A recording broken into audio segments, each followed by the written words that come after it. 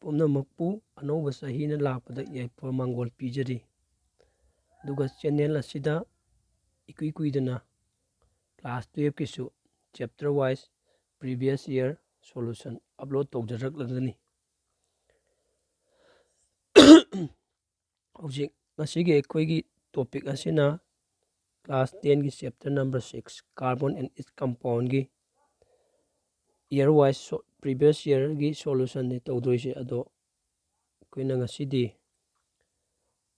ꯆꯦꯞꯇꯔꯁꯤ ꯇꯧꯕ ꯃꯇꯝꯗ ꯈꯤꯇꯪ ꯂꯦꯡꯊꯤ ꯑꯣꯏꯒꯗ꯭ꯔꯥ ꯈꯟꯗꯅ ꯄꯥꯔꯠ ꯈꯥꯏꯗꯣꯛꯑꯒ ꯑꯣꯏꯅ ꯁꯣꯂꯨꯁꯟꯁꯤ ꯌꯦꯡꯃꯤꯟꯅꯁꯤꯀꯣ ꯑꯗꯨꯅ ꯐꯥꯔꯁ ꯄꯥꯔꯠꯁꯤꯗ ꯑꯩꯅ ꯍꯧꯖꯤꯛ ꯁꯣꯂꯨꯁꯟ ꯇꯧꯗꯣꯏꯁꯤ 2010 ꯑꯃꯗꯤ 2011ꯒꯤ ꯁꯣꯂꯨꯁꯟꯅꯤ ꯀꯣꯏꯁꯟꯁꯤꯡꯒꯤ ꯁꯣꯂꯨꯁꯟ ꯑꯗꯨꯒ ꯍꯥꯏꯒꯗꯕ ꯑꯃꯅ ꯑꯩꯅ ꯁꯤ ꯁꯣꯂꯨꯁꯟ ꯇꯧꯕ ꯃꯇꯝꯗ ꯑꯩꯈꯣꯏ ꯗꯥꯏꯒ꯭ꯔꯥꯝ ꯌꯦꯛꯄꯒꯤ ꯁꯔꯨꯛꯇꯨꯗꯤ ꯑꯩ ꯌꯥꯔꯤꯃꯈꯩ ꯌꯥꯎꯍꯟꯗ꯭ꯔꯦ ꯌꯦꯡꯉꯁꯤꯀꯣ 2010ꯗ an alcohol on oxidation with alkaline KMnO4 first gives E have a compound number P have niko which on further oxidation hojiki A sim further oxidation to bo matamda compound B have ma P the same alcohol on dehydration with concentrated sulfuric acid at 170 degrees Celsius gives ethene have give the formula and name of the alcohol and the two compounds A and B have first question is alcohol ama lay hojiki alcohol se oxidation thopa matamda oxidize toba matamda kanagi presence da alkaline KMnO4 si number 1 si alkaline KMnO4 si kanano si oxidizing agent ai OA ai irage sina first compound A haba ma P haba aduga hojiki A se amu further oxidation toba matamda compound B haba ma pire compound B haba ma pire the same alcohol ngasagi alcohol nang ahan lawriba alcohol do amu dehydration tawba dehydration means removal of water niko with concentrated sulfuric acid sida first nang na yengdoi si concentrated sulfuric acid ki role se maximum time dehydrating reagent ne ko ma se kana ne ba dehydrating reagent means water removal to matamda yam twin sijinabane dehydrating reagent aduga alcohol do mu dehydration to matamda ethene nama P have ne ko give the formula and name of the alcohol and two compounds of A and B have ne first aikoina general oina khangadabse yeng si ko general oina khangadabse alcohol ama oxidation thoba oxidation thopagi symbol ni ko ad aldehyde P ganeba magi corresponding aldehyde amu sigi aldehyde chi amu oxidation toba taragadi corresponding acid ama piganeba aina corresponding haibagi meaning se kaino haiba matamda suppose nangna alcohol se starting alcohol se carbon ani yawreba adu oiba taragadi corresponding aldehyde means nangna form togadreba aldehyde to carbon ani yawba aldehyde oigadamneba aduga amu hojiki aldehyde to mu further oxidation toba matamda corresponding acid form togani haibagi means nangna form toreba acid to so carbon ani yawba acid oigadamneba awna yengo nangi first akoina yengdoisi alcohol se dehydration toba matamda ethene haidoini ethene form togdoini ko ethene hairagadi kanano CH2 double bond CH2 neba si ethene ni anang ethene jida kana yawi carbon ani yawi that means nangi alcohol do carbon kya gi alcohol orangani carbon ani yawba alcohol oranganeba odi carbon ani yawba alcohol di kanano that is your ethanol ni ko CH3 CH2 OH2 ne sigi alcohol ji hauji oxidize toro kanagi presence da alkaline KMnO4 gi presence da KMnO4 gi presence da adudi oxidation thokpa matamda sidagi nangi alcohol nangi ethanol sidagi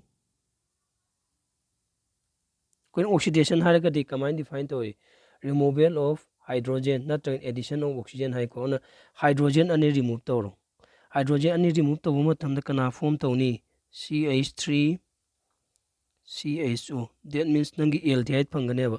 Sigi aldehyde sigi maming kai kawi. Common name acetaldehyde. Or kari to pamaming de ethanol su kawi ko. Howzik shi phangane. Then further sigi sigi further sigi aldehyde chamu oxidation tawba taragadi nang kana ai ngasai do acid phangane hai do. Yengasi ko sigi aldehyde chamu oxidation tawba taragadi corresponding acid or the carbon ani yawba aldehyde ni na carbon ani yawba acid phangane. That is nangi kana oirani nangi acetic acid oigadabo. Tikanano acetic acid haigebra natragana kaisu kawi ethanoic acid su kawbani ko. Sumaina on first ta nangi E have compound kana oirani yengo. Nangi E haiba compound to kana oirani nangi aldehyde. That is sigi acetaldehyde chi oirani. Yare ko aduga B haiba compound sina kana oirani nangi acetic acid B si oirani. Yanare ko aduga question hangi si kaino give the formula and name of the alcohol and two components A and B have ni ko. Auna alcohol do ki formula hangagadi alcohol do kana oirani nangi alcohol do ina sida su ide ko si oirani formula na si oire aduga maming na kai kroni ethanol natragana ethyl alcohol. Aduga compound E natragana B ki formula na A ki formula na sida laire aduga maming na kai kroni acetaldehyde or natragana kari ethanol. Aduga compound B do na kana laire sida acid formula na acetic acid laire formula se laire maming na kari acetic acid. Sumaina next question na mo yengasi ko. Next question 2011 question number 4. Write the structure of 2-methyl but1 in heaven. But1 in means alkene family ni ko alkene family oiba taragadi nangi carbon se what would can of but means carbon mari ki what would oiga. Question number 4 ki sidi kamai irani yung carbon mari ki what would 1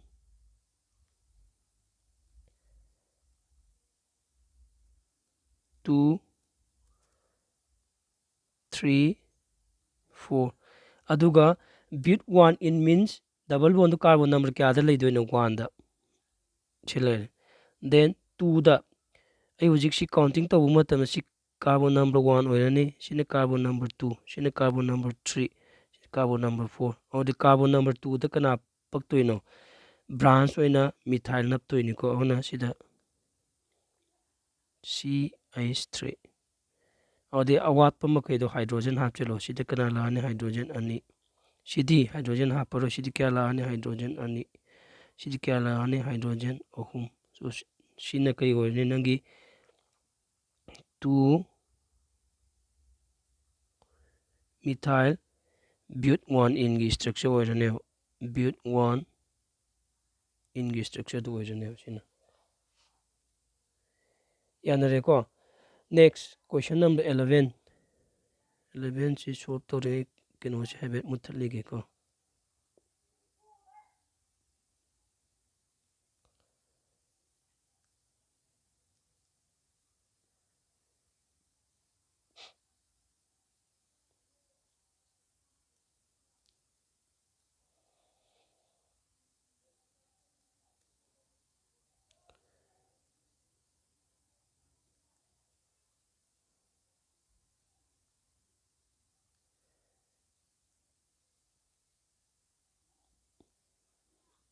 Next 2011 gi question number 11 define function group of organic compound have ne function group haraga de combine define to atom natrana group of atom oigadaba ko which are responsible for the chemical properties of an organic compound.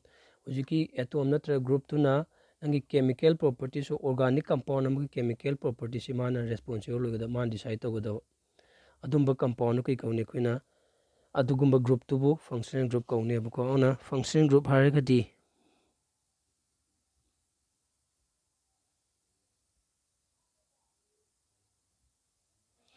ꯀꯃꯥꯏꯅ define ꯇꯧꯔꯅꯤ? It is defined as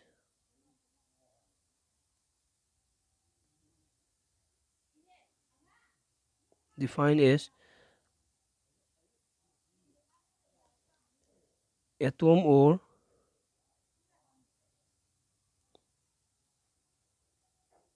group of atoms which are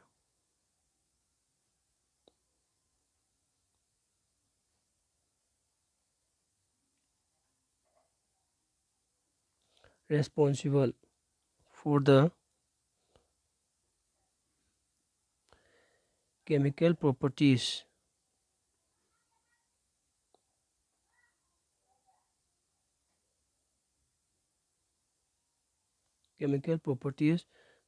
of an organic compound ko. Properties of an organic compound. China nangi function group ke definition do hai. Next part ta kari hai koina question that what are the components of complete name of an organic compound? Nangi organic compound amagi maming thonbada changadaba component makaidu iu haibni ko. Ono components are hairaga kana kana irani yengsi ko.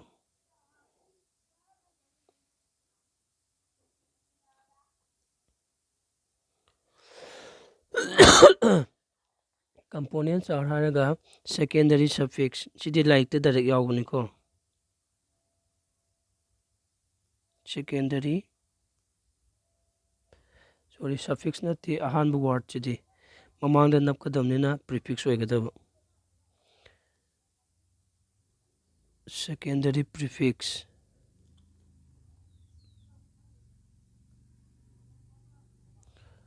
Then kana lakane primary prefix. Then kana laane nangi word root.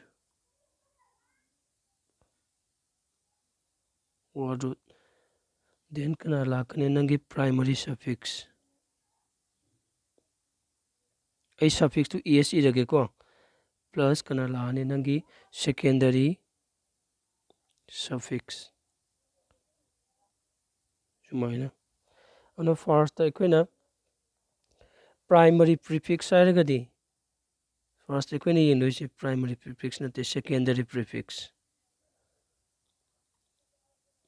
Secondary prefix hairagadi koina branch natragna substituent makaiduni ko. Means function group ti oiba yadaba, function group ti oirodaba substituent makaidu like nangi chloro gumba then fluoro gumba singdu kana ngaktano nangi substituent ngaktani ko. Aduga primary prefix hairagana kana decide tawne haiba matamda nangi chain do open oibra close oibra idu. Open or close haidu kanana decide tawdoino nangi primary prefix na. Aduga word root hairagana nangi longest chain do da carbon kaya gi chain no haidu. China number of carbon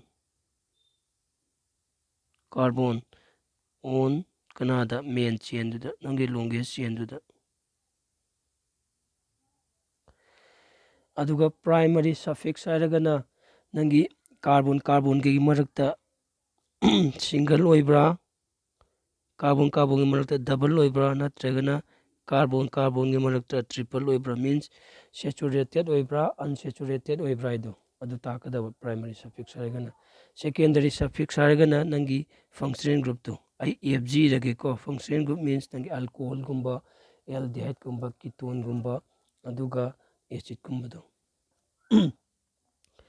Next the last part yengaje write the name of the compound CH3 CH siniको ana chiji CH3 CH then CHO ni ana koina aldehyde sigi compound ji kanano aldehyde ni kamain khangi nang sida yawriba group se CHO ji kanano aldehyde ki functional group ni ana sigi ubaga nang kanane decide tawre aldehyde ne decide tawbu yare adu aldehyde ki numbering phonba matamda nangi standard ki matungina aldehyde ki functional group oiriba carbon che sidagi carbon number 1 pigada 1 2 3 aduga suffix na kay na loigani els na loigadaba odi yengachiko carbon number 2 da branch nangi substituent lede substituent si kanano sigi substituent si chloro ni odi kay korani nangi carbon number 2 da chloro attach tawramina 2 chloro sijinerani then carbon kaya gi chain 1 2 3 carbon 3 gi word root ti kanano prop